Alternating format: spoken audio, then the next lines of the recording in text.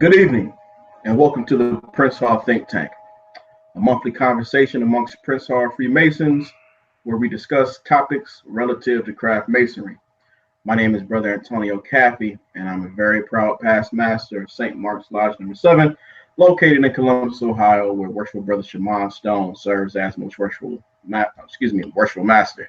Our lodge was chartered in 1852 by the most worshipful Prince Hall Grand Lodge of Ohio, where currently the Honorable Kelvin J. Davis serves as most worshipful Grand Master.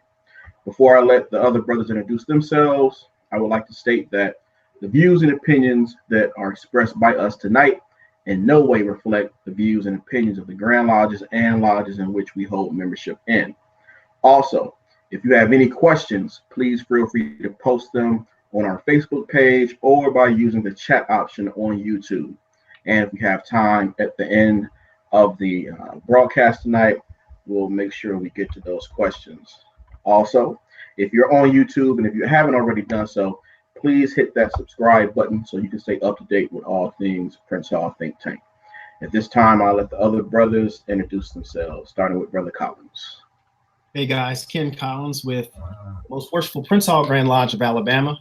Where Cordy Hawkins serves as our Grand Master. I'm a member of Tuxedo Lodge number 431 right there in Fairfield, Alabama, where the Honorable Sergeant Walter Green is the Worshipful Master. I also serve as the Grand Historian for the Most Worshipful Prince Hall Grand Lodge of Alabama. Good to see you guys again. Glad to be off this hiatus, and we turn it over to Brother Gillarm. All right, good evening, everyone. I'm a member of Mount Pisgah Lodge number 53, located in Columbus, Georgia, where our worshipful master is Cornelius Wilson Jr. And I also have the pleasure of serving as the worshipful grand historian for the Most Worshipful Prince Hall Grand Lodge of Georgia, where the Honorable Bruce A. James serves as our Most Worshipful Grand Master.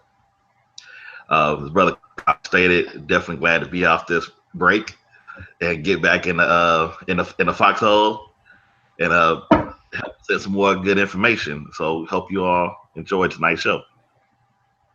Thank you, good brother. Also, one of our comrades couldn't join us tonight, and we ask that you please just keep him in your thoughts and your prayers. All right. So the purpose tonight of our show is McCarthyism, or the title is McCarthyism, the FBI, and Prince Hall Freemasonry. We wanted to initially do this show a few months ago, but we decided to take a little break, to recharge ourselves, do a little more research, because we always want to make sure that we're presenting you all with up-to-date information and everything that's available. So again, tonight's topic: McCarthyism, the FBI, and Prince Hall Freemasonry. While politics may be something that we are taught, within the craft not to discuss, the historical impact on certain political actions and policies definitely left its mark upon Prince Hall Freemasonry.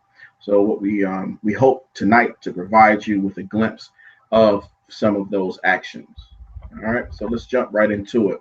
Before we get into Brother Gillarm's and Brother Collins's presentation on specific things within within FBI and the files and how you access them, I just wanted to give you a general and a condensed version of something called the Counterintelligence program. Many of you know it as the COINTELPRO, and then we're going to try to fit some of the things that the brothers are going to be talking about a little later on within that scope. So I just wanted to see if I could give a little foundation for that. So right now I'm going to, and hopefully this works the first time,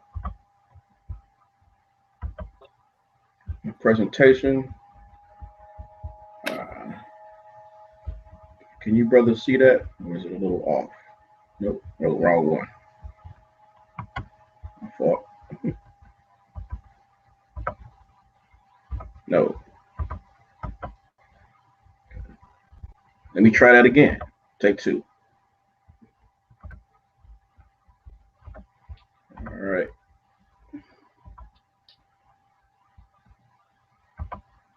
It's coming.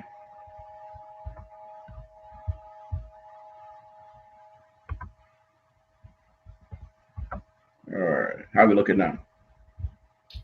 Good. Good to go. All right. Okay. Uh-oh. Let me see if I can get this. I got screens and screens and screens and screens. It's up on mine. I got Okay. Okay. Got you. All right. So the Counterintelligence program, or the COINTELPRO, it was a program conducted by the FBI from around 1956 to around 1971. And it was basically set up, it had its, I guess, official policies, but when you read through everything, I always preface things with, through my research and what I uncovered, to basically discredit and neutralize organizations considered subversive to U.S. political stability. So COINTELPRO operations were initiated against various organizations, including the Communist Party, Socialist Workers Party, the Black Panther Party, American Indian Movement, Southern Christian Leadership Conference, and to a lesser extent, the Ku Klux Klan.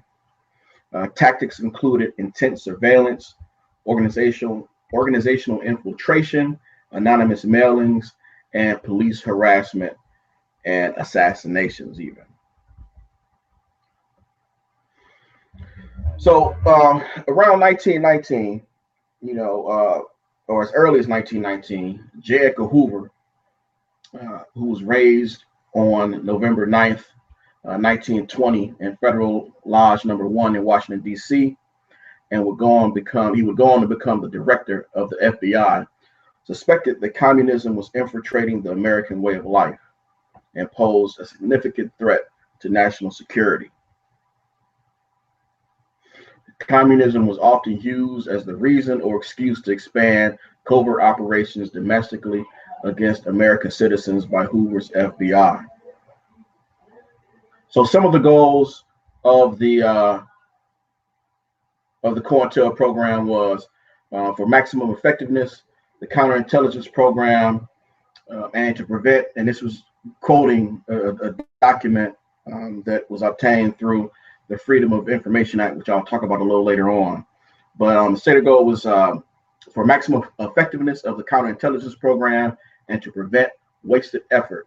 Long-range goals are being set to prevent the coalition of militant Black national groups, prevent the rise of a messiah who could unify and electrify the militant Black nationalist movement, prevent violence on the part of Black nationalist groups, prevent militant Black nationalist groups and leaders from gaining respectability. And the final goal was to prevent the long-range growth of militant Black organizations, especially among youth. Of the over 295 documented actions taken by the COINTEL program to disrupt Black groups, 233 were directed against the Black Panther Party alone. So some examples of what came out of the COINTELPRO operations. There was a growing rift between the Black Panther Party and Maulana Karenga's group. Many of us who studied Black studies back in the early 90s, if you can remember that, reading the Introduction to Black Studies was written by Maulana Karenga. So back in the late 50s, early 60s, there was a growing rift between the Black Panther Party, and Maulana Karenga had his own group called the United Slaves. Testimony about the COINTEL program operations, once all of this was uncovered, later revealed that death threats and humiliating cartoons created by the FBI actually were sent to each group, made to look like that as if it originated from the other group, with the explicit intention of inciting deadly violence and division. That violence actually led to 2 deaths of our apprentice Bunchy Carter and John Huggins at the University of California during a shootout between the Black Panther Party and the United Slaves, or US organization. Also, On December 3rd, 1969, the Chicago Police Department, with the assistance of the FBI, according to documents regarding the COINTELPRO program, raided the home and apartment of Fred Hampton, who served as the chairman of the Illinois Black Panther Party, and killed him and several other members who were also staying at the apartment as well. It was later uncovered that they actually had a map of a layout of his apartment building that was provided to them by someone that they had chosen to infiltrate the program, infiltrate the party in Illinois, to provide them that information. Also, Dr. Martin Luther King, he was actually surveyed a lot. J. Edgar Hoover had a huge issue with Dr. King, and thought that, I guess, America didn't really know the real Dr. King, and saw him as a hypocrite, along with he fit a lot of the criteria that they were trying to eliminate as well. So they actually sent a letter, which I'm showing right now, a letter that they wrote to Dr. King.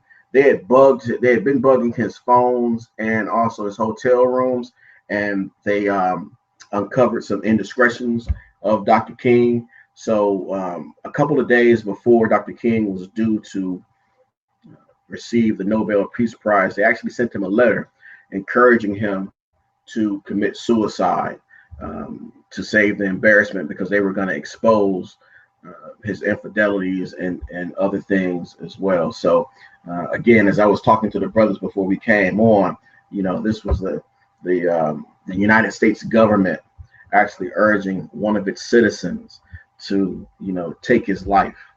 So again, putting things in a perspective, I just found that really deep. So when we look at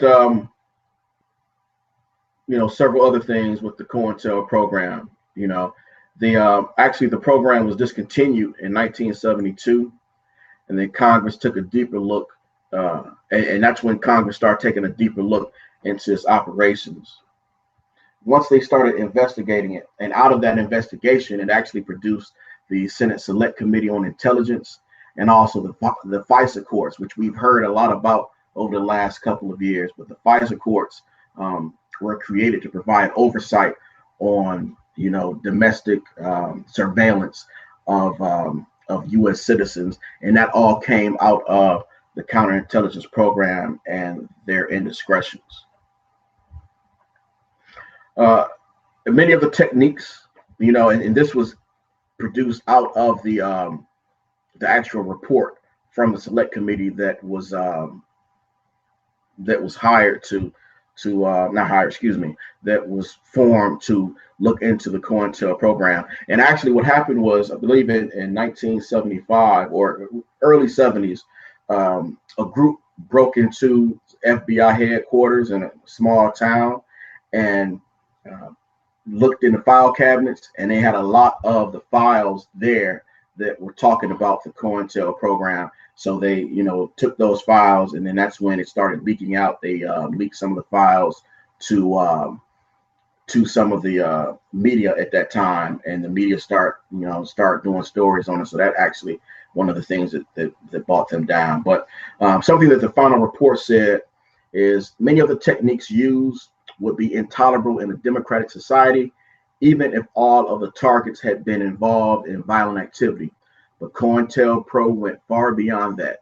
The Bureau conducted a sophisticated vigilante operation aimed squarely at preventing the exercise of First Amendment rights of speech and association, on the theory that preventing the growth of dangerous groups and the propagation of dangerous ideas would protect the national security and deter violence. So again, that came from out of the final report of the Select Committee, which investigated the COINTELPRO program.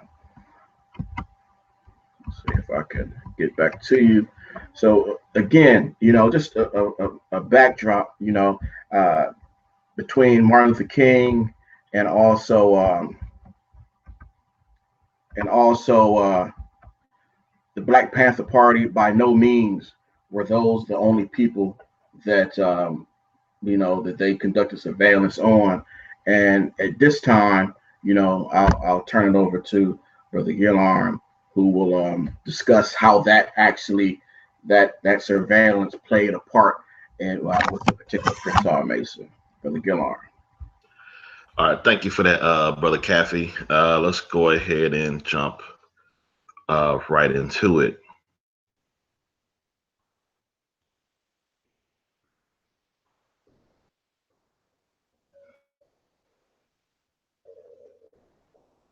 I take it everybody can see the presentation, okay? Yep. All right. Good evening. As I stated earlier, named Brother Dave Gillarm. My presentation tonight is going to be on past Grandmaster John Wesley Dobbs and the FBI. Many of you know I'm writing our Grand Lodge history book from Sims to James. And I was going over the section about past Grandmaster Dobbs' tenure as Grandmaster. I started to notice that he was being so it was under surveillance of the FBI. So I reached out to that department and obtained his FBI file. And reading through his file, I started to notice very interesting things that the FBI was involved in. They knew quite a few things about what was happening with our lodges, which I'm going to show during this presentation. So for those that don't know, I'm going to give you just a little bit of background of information on who past Grandmaster John Wesley Dobbs was. He was born March 26, 1882, near Kennesaw, Georgia. He moved to Atlanta around 1897. In 1903, he passed the U.S. postal exam and became a postal clerk. This was a very important job in his life. 1906, he marries Ophelia Thompson, and they have 6 daughters. One thing that's interesting to note that one of his daughters, June, is still living, and her and her siblings all graduated from Spelman College. So that was an important milestone as well. All right, 1911, he was made a Mason of Progress Lodge number 181. And in 1914, he was elected to the office of Grand Senior Warden. So as you see, past Grandmaster Dobbs was definitely moving and advancing pretty fast.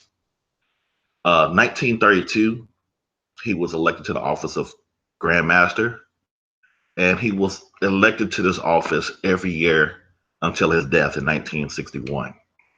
One thing that's interesting to note about his tenure, he also ran unopposed every year for almost 30 years. So that is a huge accomplishment. I don't think that would probably occur too many times in today's society.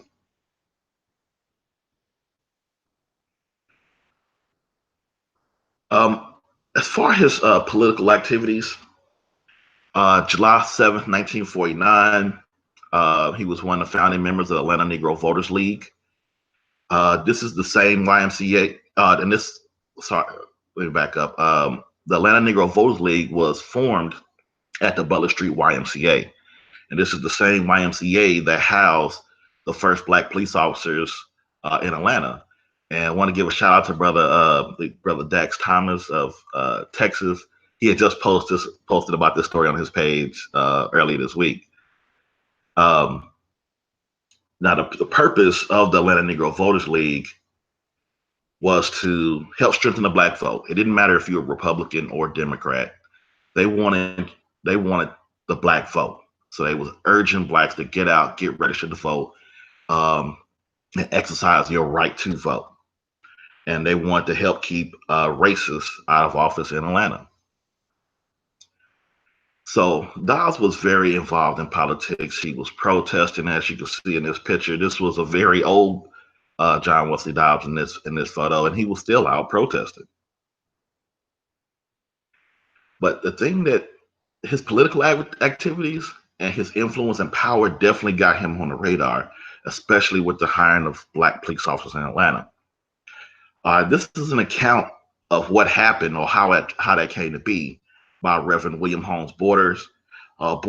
Reverend Borders was the pastor of Wheat Street Baptist Church and past Grand Chaplain of the Prince Hall Grand Lodge of Georgia. One other thing to note is Reverend Borders was also a 33rd degree Mason, and he received a 33rd degree in 1933, alongside 1944, alongside of Reverend Martin Luther King Sr. So both of them got that 33rd degree together in Atlanta that year. And when he stated that when past Grandmaster Dobbs and Anvil initially approached William Hartsfield on the subject of hiring black police officers in Atlanta, Mayor Hartsfield pretty much blew them off. They only had 6,000 registered voters. So the next time that they approached Mayor Hartsfield, they had 10,000 registered voters. So Mayor Hartsfield responded with, "When do you want these black police officers hired?" So once he saw that past Grandmaster Dobbs and Anvil was serious about this and they had the black vote, Hartsfield knew that his key to success was to get the black vote, and Dobbs and Anvil had it. So he kind of looked at giving them what they wanted so he can get what he wanted, and that which was to stay in office. All right, and here's a photo of those first black police officers that were hired in 1948. One story that was going around about these officers is that they weren't allowed to carry guns, but as you can see through several pictures, and even this picture here, they were allowed to carry weapons. So because of his activities, that he definitely became on the radar of the FBI. And as Dr. King was under surveillance, past Grandmaster Dobbs was heavily involved with Dr. King. Dr. King would have looked at him kind of like his uncle. Daddy King and Dobbs were really good friends. Their families was really tight. Dr. King used to come over to his house and play with his daughters. When past Grandmaster Dobbs became Grandmaster, King would come up to Auburn Avenue and do interviews with him. So them two were tightly connected. Now, this particular document refers to the inability of blacks to being able to register to vote in Miller County, Georgia. When Dobbs received the information, because we had lodges there, that only 6 blacks in that county were able to register to vote.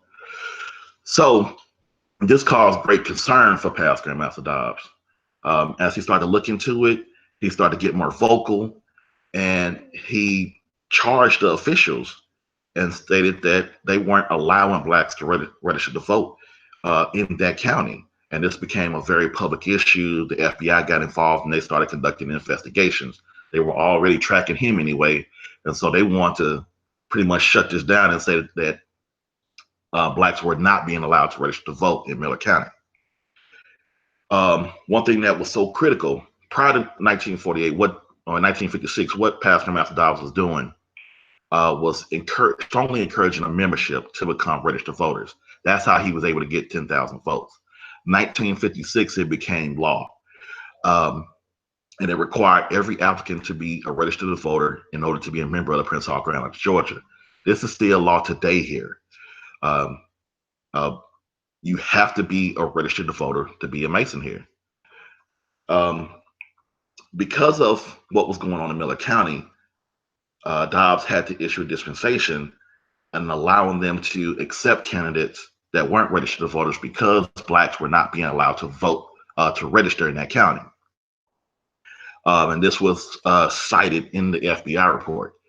They actually knew and had obtained these letters that was between Dobbs and the lodges, where the lodges were stating that they couldn't get new members because of this, and they wanted Dobbs to do something. So the FBI started investigating this claim. And not only did they talk to investigate citizens of Miller County, they talked to some of the members of our Grand Lodge. And this particular member, whose name has been redacted from the report, it almost looks as if he was kind of infiltrating our lodges to get information or bring them back information. Because what he stated contradicted Dobbs' report greatly. He stated that he's lived there his whole life, and he knew of no instance where blacks were being denied the right to register to vote. Now, out of the entire county, he only knew 6 that met all the criteria, and the ones that were disqualified never came back again. So basically, he didn't know what past Grandmaster Dobbs was talking about. And he was not the only member that was included in this file. There was another one who said the exact same thing, that they didn't know what he was talking about. They were very well acquainted with him, but they were there their whole life and they didn't know anybody that was denied the right to register to vote. So because of this, Dobbs was issued a subpoena to appear in court. The FBI felt they had enough evidence to show that Dobbs was presenting false information, that the officials in Miller County were doing the right thing. But blacks just they didn't meet the criteria to register. And then later in the report, it shows that there was like 3,000 blacks in that county, but it also showed that only 6 of them were registered to vote. So the investigation continued, but as of right now, there was nothing concrete. I haven't found anything concrete as to what they say as to why over 2,000 plus blacks were not able to vote in Miller County. But it doesn't look like past Master Dobbs was charged with anything. But they really were trying to slander his name, and they used some of our members to do that as well. So the thing that got caught my attention the most is when past Grandmaster Dobbs' name was listed as one of the candidates for Vice President of the United States. And this was from the Progressive Party. The Progressive Party was their biggest goal was desegregation. They were fighting for rights of blacks. 1948, there was a man named Henry Wallace that was running for president of the United States from the Progressive Party. And several notable African Americans all over the country were supporting Henry Wallace. And it looks like they were urging the support of blacks to support Henry Wallace. So at a meeting in 1952, they were going to announce their candidate for vice president at a rally in Philadelphia. The party, this is big to me, the party agreed that the candidate must be black. To me, that was huge in 1952 to say that we got to have a running mate who is a black person. And notice I said black person, it doesn't necessarily mean black man, because they also had a black woman who I'm gonna get into shortly. So this was huge. And now we're gonna go into the list of candidates. The first person that they wanted for vice president of the United States was Dr. W.E.B. Du Bois, who was a member of Widow Son Lodge number 1, Prince Hall Grand Lodge of Connecticut. I don't think I really have to explain who this man was. I think everybody kind of knows who he was and what his accomplishments were. So the Progressive Party just wasn't looking for any black person. They were looking for what we consider now as the heavy hitters. The second one was attorney Earl B. Dickerson. I've been getting conflicting information as to whether he was a Mason or not, but what we do know for sure is that he was a member of Beta Chapter, and he was the 5th Grand Polemarch of Kappa Alpha Psi Fraternity Incorporated. He was heavily involved in civil rights. You could do numerous Google searches on attorney Dickerson, and you will find tons of great information about him. Another one was Paul Robeson. Paul Robeson's nephew became a Grand Master of the Prince Hall Grand Lodge in New York, and his great-grandfather, Cyrus Bustill, was one of the founders of the Free African Society in 1787. He was an actor, he was a singer, very famous person, very involved in civil rights. So he was a legend during his time. Well, he's a legend now. There's a KOP council, or the KOP council in New York is named after him. Then have Shalata Bass. All right, for the sisters out there, if you're looking for notable sisters, and we get that question all the time, they famous members of the Order Eastern Star, it is Shalata Bass. This is who you want to do your presentation on. She was the first African-American woman to run for a national office. Now, she was the person that was actually selected to run for the office of Vice President of the United States, alongside Vincent Hallinan. She ran a newspaper. She was her paper talked about everything, injustices that blacks were facing all over. We're about 99.99% sure that she was a member of the Golden State Grand Chapter in California. The University of California does have her dues card, and we're trying to request that now to see exactly what chapter she was a member of. So she was heavily involved in things in California, and this picture is her at her acceptance speech. So if you want to talk about notable sisters, this is the one. And lastly, we have past Grandmaster John Wesley Dobbs. I believe he was the only, that I know of, one of the only Grandmasters of a Prince Hall Grand Lodge that's ever been considered to be nominated for Vice President of the United States. So the Progressive Party was definitely trying to do things for African Americans. The party was later disbanded, but during their tenure, they did some great things for the African American community.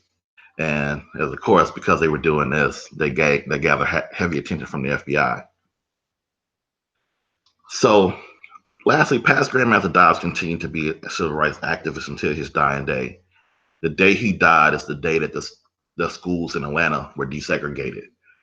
So all the way up until the end of his days, he was always fighting for civil rights. In the background, you're going to recognize his statue, which is in Dobbs Plaza.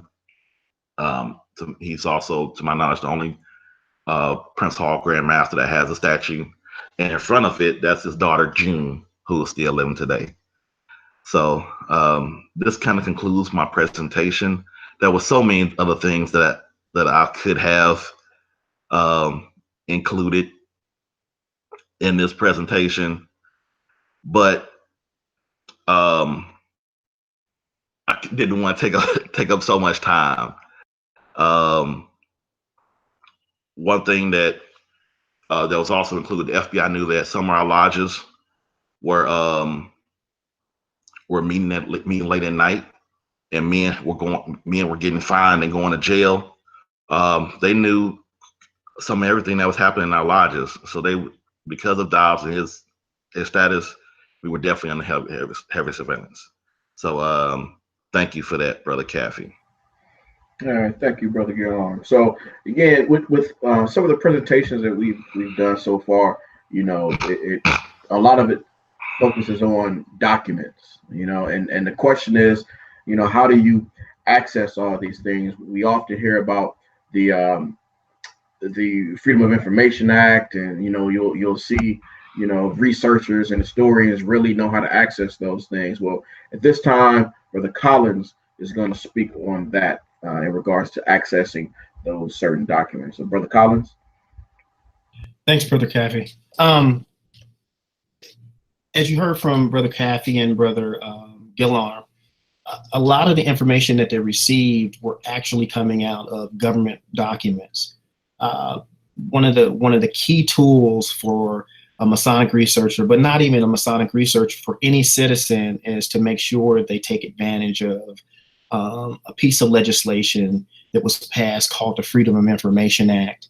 It opens up a wide breadth of information specifically to the public that they can access by simply writing a letter and requesting information. While there are definitely some parameters around the particular search that you're looking for, the Freedom of Information Act gives droves of information that have been published by the federal government, act for the regular citizen to get access to this information. And I'll just give you just a quick overview of what it looked like.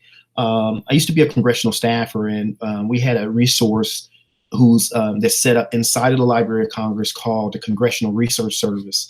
And inside of the Congressional Research Service, they end up giving you a lot of information on different topics. But in particular, the CRS came up with a little background particularly on the Freedom of Information Act. And what they said was, throughout the first 150 years of the federal government, access to government information doesn't seem to have appeared to be a major issue for the federal branches or the public. There were a few instances during that period when the president, arguing that he needed to maintain the constitutional independence and equality of his branch, he sought to really fight attempts by Congress and the courts to obtain the executive branch documents. During that same era, federal and public printing program was established and making government documents essentially more accessible. After World War II, some of the information was available from certain departments and agencies. The public availability of those records held by the executive branch was limited in terms of interpretation of what they called a housekeeping statute around 1789. And it essentially authorized the heads of government departments to prescribe regulations regarding the custody, use, and preservation of the agency's documents, records, and other types of property. The law essentially tolerated this baseline as a way of offering citizens, to be honest, no clear avenue towards access to the agency information. But it indicated that, the way that the official record should be made available to the public, and it also gave a baseline that an agency could restrict access to documents for good purpose or what they call good found cause, or in the public interest. That's essentially what we consider a discretionary authority given to the agency. But over the years, there are essentially four major statutes that led up to what we consider the Freedom of Information Act now. The first two records are specifically the Freedom of Information Act of 1966 and also the Privacy Act of 1974. And there's two other acts, the other two acts or statutes regarding access to government information, and it deals specifically with federal government meetings. And that's the Federal Advisory Committee Act of 1972, and also the Government and the Sunshine Act of 1976. Now, specifically, the Freedom of Information Act in 1966, it was essentially the first law that allowed access to executive branch records. And you'll also hear the acronym, which is typically used by most people, is called a FOIA.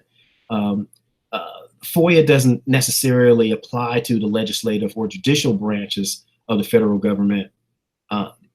But what it does is it specifically touches on the federal agency's documentation of anything taking place within their purview.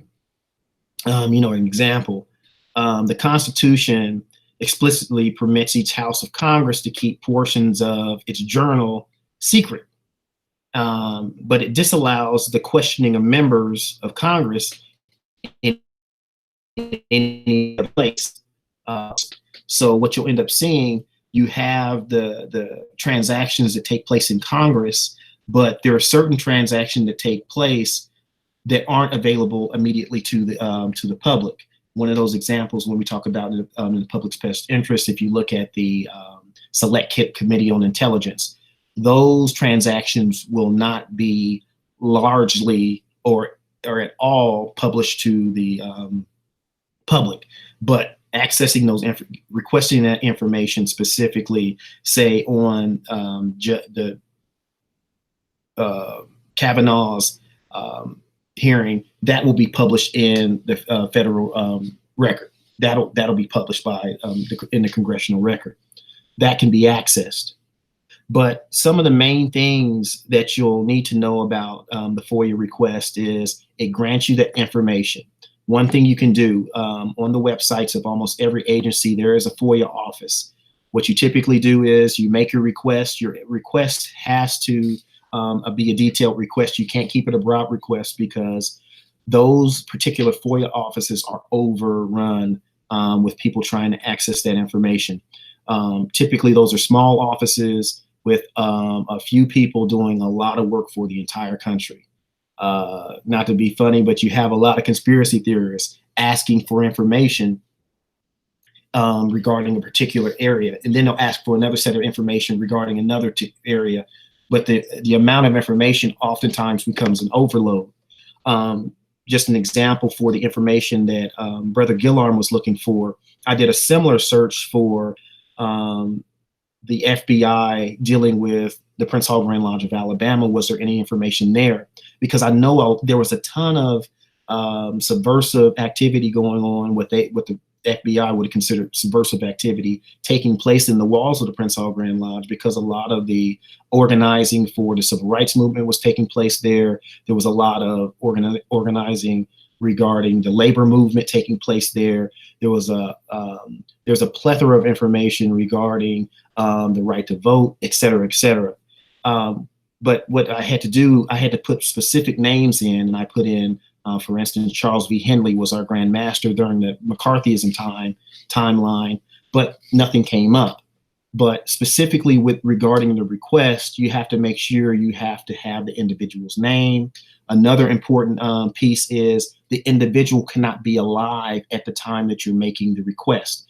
A lot of times you'll end up seeing that information either blacked out, or you can also, what will also happen is that information will be denied. A lot of the information regarding Martin Luther King, because his kids are still alive, the typical span or window is, I believe is it 75 years past their date of death? I believe it may be anywhere between 50 to 75 years past their date of death before they'll release the information regarding that individual's documentation for your request, because that's out of respect for the family, but not also out of respect for the children that may still be alive with those individuals. So once you end up putting your request in, typically if it's a nonprofit organization, or you happen to be writing a book that will be, and the information will be used as a education piece for the general public to give them insight on what's going on regarding this individual, most of the time the documentation will be considered free. However, when you request information and it gets up so many pages and they start scanning a lot of pages or making copies, that's when you'll end up seeing a fee associated with searching for information through the Freedom of Information Act. But again, just to wrap this up, if you're looking for something regarding the federal government, no matter what it is, even if it's just your own personal information, you can make your own FOIA request just to see what the government currently has, particularly on you, on an organization, or something that's attached to you. You make the request, you give them the name, you give them as much documentation. When I did the one for Charles Henley, I gave him his name, his date of birth. I also sent him a copy of his death record, as well as, a copy of his the opening of his estate, just as verification, which with the FBI, they asked for that type of information. Once it was supplied, within 2 days, they ended up shooting the information back to me. But when you're making those requests, just make sure you have the dates down and narrow the view of the scope of information that you want to get, because the wider the swath of information that you're trying to access, the longer it's going to take for you to get that information. So if you make one request, regarding a specific area, narrow it, that way they can do the search, get it to you, and then you make another request asking for that next lane of information that you can use. But again, a lot of this information can be seen by accessing any of the agency's FOIA offices, clicking on their FOIA request information link and getting your request out there. And that's all I have regarding the Freedom of Information Act. Hopefully this can help you guys move forward in your search for documentation on federal documents. Thank you for the comments. So and it escaped my mind, and I know something that I was thinking about earlier when I briefly spoke on McCarthyism. And it had an impact, a significant impact on Prince Hall Freemasonry that we can still see today in many of our jurisdictions. The fact that we have Prince Hall Americanism Day, the fact that we have American flags and a lot of our lodges comes from that time period. A lot of our Grand Masters were so afraid to be labeled as a communist party that they did everything they could to avoid even the suspicion of that. So you had the name Americanism attached to Prince Hall Day, and again you had the flags all of a sudden appear in a lot of our lodges. So you know, never mind that, as I think Brother Gillarm stated, that more than likely we probably had some members of our lodges as well, going back and saying, okay, those brothers are good. They don't have to worry about them because they will probably, I wouldn't, when it comes to folks infiltrating different things, I'd be, I guess, naive to think that we didn't have any members going back reporting on our activities as well. So just a little nugget for you. Seeing no questions. I didn't see any questions posted tonight. I had one brother inbox me, and it was a very good question. He wants to know, do we feel that there's an effort right now to prevent blacks from being able to register to vote in certain areas? Personally, I guess I can't see an ongoing effort. I wouldn't rule it out. I think now our generation now doesn't really understand the importance of voting, since it's always been available to them. So I guess it really ain't that point. They don't see how their vote matters, so they won't register to vote. Versus, some of our ancestors that went through the fight, they understood how important their vote was. So I can't see it's an ongoing effort to stop it. I wouldn't rule it out. But I think it's more self-inflicted now than anything. Now, if I can jump on the backside of that one, now, what we have seen, in the public policy arena is there has been, in particular states, there have been efforts to shut down, for instance, some polling places that are largely rural. For instance, in 3 driver's license branches and polling stations that would have given the individuals in those areas access to driver's licenses. And we know now that they're pushing towards the driver's license in order to verify your identity, whereas the older senior citizens that don't have transportation can't get to the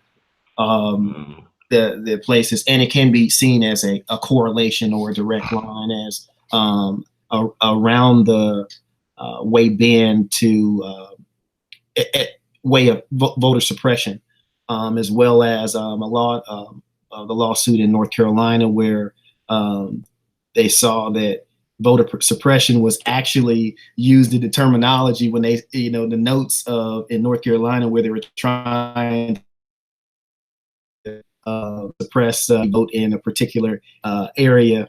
It's there, but I think the way that you got to counteract it in terms of this is, requesting your lodges. And I actually posed this question too, and it's not a political thing. It's more of a civic service and a civic duty idea or concept that the lodges actually are. Why don't we always talk about doing all this stuff and cleaning up the neighborhood.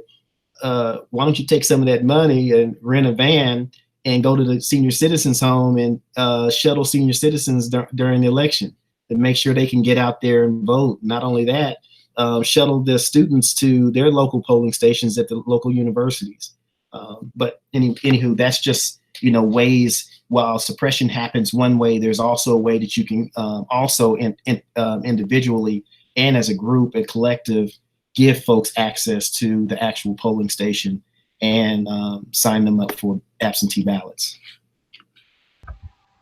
And that's interesting because I posted earlier in the week regarding I'm the director of a homeless shelter here in town, and I had posted just I found it interesting. This is a time where a lot of organizations where we're trying to get people registered, and I'm always banging the drum for our less fortunate brothers and sisters who are out there in the marginalized community. And I've always been a big proponent of not just voter registration, but voter education as well. And not just during election season. I know it's important to get people signed up to register to vote and everything, but it should be an ongoing effort where we educate folks on a daily basis if possible, because it's just so much going on. And an informed voter is a good voter. So it's just definitely things that we all need to be aware of that's out there. All right. Brother Kaffi, also, I just want to make sure that we give a little bit of extra information too regarding the FOIA request. There's two documents that you should consider getting a copy of. It's called a Citizen's Guide on Using the Freedom of Information Act and the Privacy Act of 1974 to request government records. That's one. What I'll do, I'll put the link inside of the think tank flyer regarding this. And there's another document that's also published by the GSA, the General Service Administration. It's called Your Right to Federal Records, Questions and Answers on the Freedom of Information Act and Privacy Act. These things give you, it contains explanations, samples, and texts, while the second one gives less information. The other one is just a blurb on what you can access through the Freedom of Information Act. Thanks. Okay.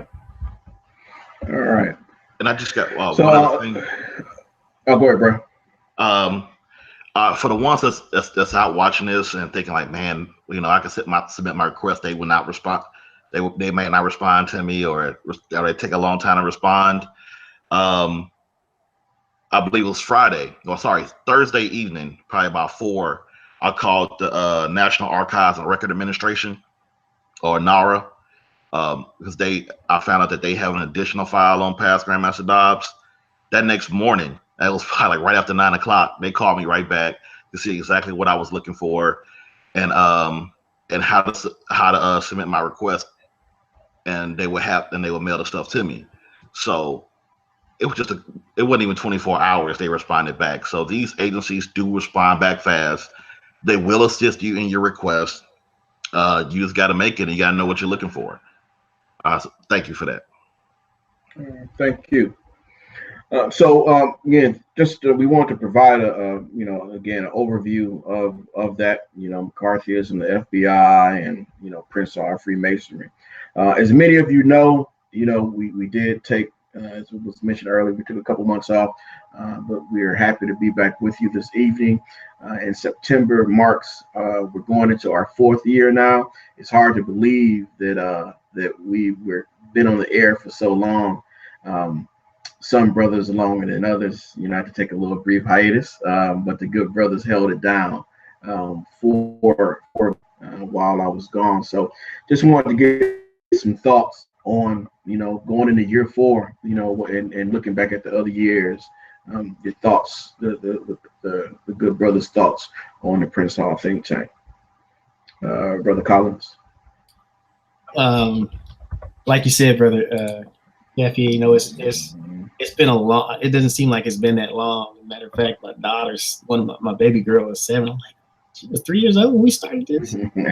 You know, it's been a good tool, not only for me to kind of hone my skills, and you learn more and more and more and more about researching different topics, and it keeps you sharpening your proverbial knife into searching for information. And it's been great, you know, through the highs and lows, you know, people talking about the topics that we're, you know, some people don't want us to talk about certain topics, but we push through it anyway, even if they're controversial, even behind the scenes, what a lot of people don't see, you know, the smiling with everybody in public, you know, on the video side. Y'all have no clue what happens on the back end, because we get in some heated arguments, and, you know, we have our own ideas and trains of thought and how to approach research. But I think it's been an amazing time with my brothers. And like I said, this is an amazing group. You know, how Brother Caffey actually came up with the idea, and how he thought about another national organization to establish. And, you know, but this has been running it. And we actually, for Prince Hall Freemasonry, I think that we ended up filling a gap that essentially needed to be needed. And in these archives, you guys we have a plethora of information across the breadth of different ideas and subject matter. But this has been great, and I'm looking forward to another 4. Yeah, man, I really don't know what to say, man. Thank you, good brother. Brother Gillar. Yeah, you know, it doesn't seem like it's been 4 years. And when you say that, I'm like, man, you sure we just didn't start this last year? You know, it's like time has fallen by so fast. And I wish there was a way that sometimes we could record like our after show meetings, or the before show, or the other like weekly meetings, and you see how much information gets thrown out there. We learn a lot from each other. I mean, it's just constant learning. And as Brother Ken stated, with all the good stuff, we had some bad stuff. And to me, it's a humbling feeling when you go somewhere and a brother recognizes you, like Worship Master Courtney Boss out of Alaska. Shout out to that brother. And I still owe you some stuff, which I'll be sending you. I came up there for their St. John's Day. As soon as I got out of the car, he knew exactly who I was. So that's just a testament on how impactful this is. Definitely appreciate you, Brother Cash, for coming up with this. And one thing that's kind of funny is sometimes we don't always agree on stuff. But it seems like when Brother Caffey starts talking, it's like, oh, shoot, we about to get we can't say anything else. We're going to get in trouble. Somebody's going to be on punishment. So we definitely had some fun times.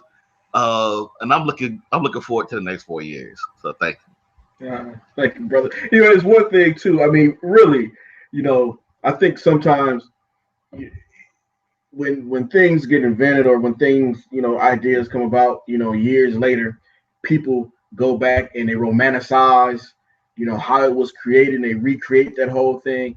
And I'm being honest. I used to have so many great conversations with a variety of brothers. And one night I was just like, I'd love to like just let the world hear some of the conversations that I'm having with some of the brothers. It's like, why don't we do a show? You know, and I remember I was, you know, it was when I reached out to the brothers, you know, asked if they were interested, because, you know, this all came out of the Corey Adams Lodge of Research here in Ohio. You know, we put on, years ago, 3 years ago, we wanted to just do a survey of Prince Hall Freemasonry. And I remember that episode, you know, was our first time being on Google Hangouts. So we had some hiccups with, you know, technology and all that, which I think to this day, every now and then we still have some hiccups. But, you know, getting all that together, and we just had so much information that we want to put out. And honestly, if most honest moment in the world, and I don't even think I ever told these brothers this. The original intent was I was gonna have 3 or 4 new brothers on each month to discuss certain things. After we did the show, the brothers was like, "Hey, let's do this again next month." And I was thinking to myself, well, yeah, we were gonna do it again, but I was gonna have some other brothers. And then I thought to myself, like, I got some heavy hitters right here. Brothers that are very versed in research, and not only research, because anyone can research, but it's how you present the information. So these brothers, not only could they research the information, but they had a gift at presenting it so that folks could understand and learn from it. So I'm very proud of, as the brother mentioned earlier, the library of material that we built up, that we can share, with everyone. So thank you, good brothers, for all that you do and all that you continue to do. All right. So as we begin to close, any closing thoughts tonight from the good brothers? My brother Gillar. I guess I'll go first. It wouldn't be complete without. Well, I was gonna do have a little party music, but an ad came up instead. So I guess this wasn't it. Cool, meant to be. Just want to thank everybody for your support. And one thing in doing this is having a great support network. Got a couple people I want to shout out. Uncle Ralph, Ralph McNeil. Ralph has been hitting me up since the show's been going on. And he's all, anytime I've asked him for something, he's always been right there. We got a couple of sisters that are doing some amazing things, just like working with, trying to get information for Charlotta Bass, Sister Christine Hackett out of California. She's been leading the charge in that department, trying to run down those records. And also keep Brother James Morgan in your prayers. I think in 4 years, this is his first episode he's ever missed. So he's always been solid. As always, if you're going to be in Memphis, my good friend Michael Gaskin is going to be in the class. So I'll be seeing you next week. And if you're going to be in Memphis, feel free to hit us up. I know I'll be there. Dr. Ken Collins is going to be there in rare form. So we're going to have some good times. November 7th is a date to mark on your calendars. That is the date that the New York Knicks will be playing the Atlanta Hawks. So I'll be in the building. So if you had that game, definitely hit me up. I will be there. The New York Knicks, we're coming back this year. So thank you for everything, and we look forward to seeing you next month. Thank you, good brother. Brother Collins. Well, it wouldn't be the end of the show if I didn't have to bring up my old boy. Rest in peace. Rest in peace, my good friends. This has been a heck of a year for Alabama football starting off, so I need to get that off of my chest. So all those other haters, so go ahead and hate. We've had a good start of the year with Alabama football, so roll tide. But getting back to the topic at hand, this has been an amazing year. This year has sped by so fast that I just can't believe it. There are a lot of amazing things coming out. A lot of research things that are being literally unearthed, that we just can't.